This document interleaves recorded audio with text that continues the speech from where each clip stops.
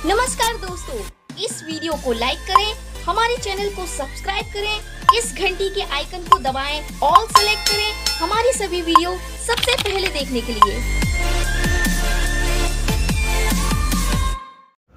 पिलांकर question रोचे कि sir apply करिछि नुआ वो डिस्क्रिप्शन ले थिबा लिंक को देखिकी किंतु मोर लॉगिन होनी। लॉगिन पिला किछि दरकार नहीं, किछि लॉगिन दरकार नहीं। पासवर्ड मन रख, आईडी तो तुम रहा साम्स बारकोड रही, आधार कार्ड रही, किसी प्रॉब्लम होबार नहीं।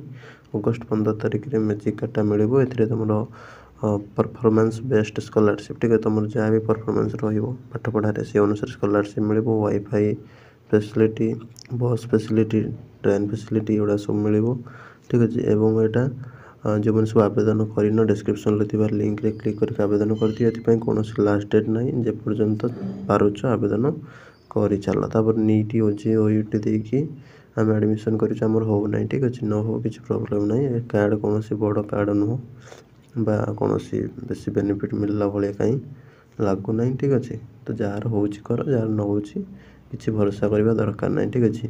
वाईफाई फैसिलिटी तो तुम तो डाटा पकाच कि तुम असुविधा हबार ना। परफॉर्मेंस बेस्ड स्कॉलरशिप, ठीक अच्छे।